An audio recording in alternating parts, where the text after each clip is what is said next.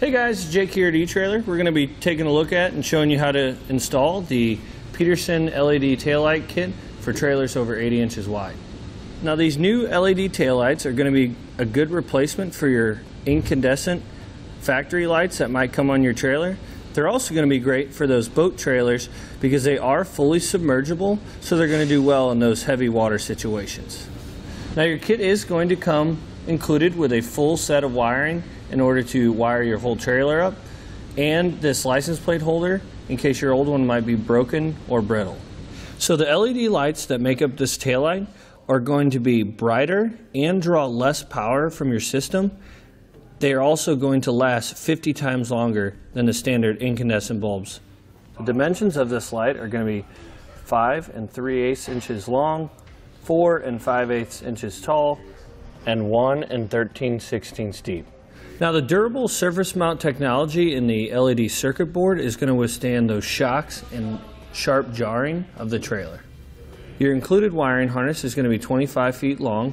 It does include a 4-pole connection, so if you need a longer one or a different configuration, just check etrailer.com. So here you can see we have our old incandescent lights. We're going to go ahead and replace them with these LED tail lights. Let's go ahead and get started. So we'll start by removing the nuts off the back side.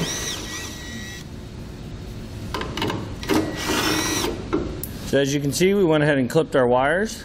So you can set that light aside. And now we're going to want to take our new wires, and there should be a little diagram on the back here that'll tell you which one is the ground, the tail light, and the stop and turn.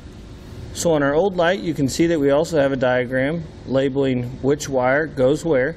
In the case of our trailer here, we are going to have a jumper wire, which is going to be our brown wire, which is actually going to go from our tail light over to our 3 lights underneath, signifying that our trailer is over 80 inches wide. So we'll have to take that brown wire and wire it in with our tail lights as it was before.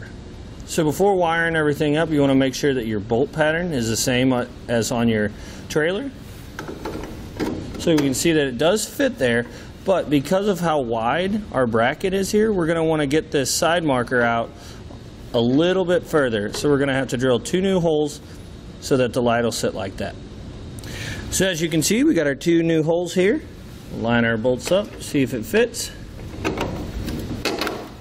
Just like that. As you can see, we did bring that light out a little bit more towards the edge, but it's still protected by this housing.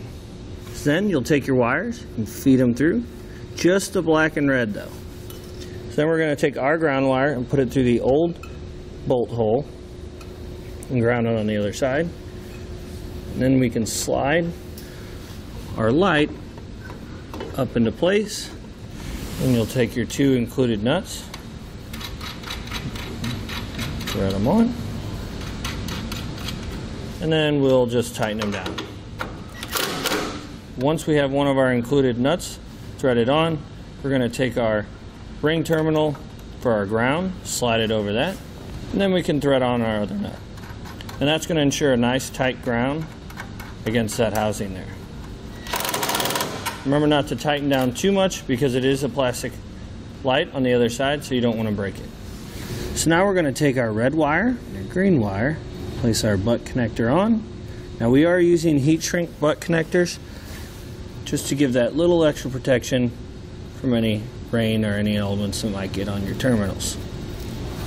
So then we'll take our green wire, put it in the butt connector, crimp it down.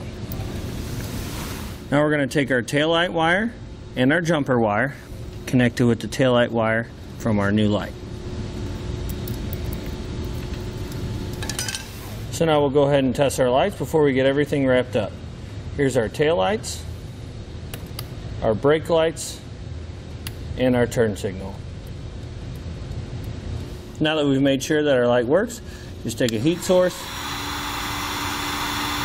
and melt that heat shrink down so our wires are safe from corrosion or any water damage.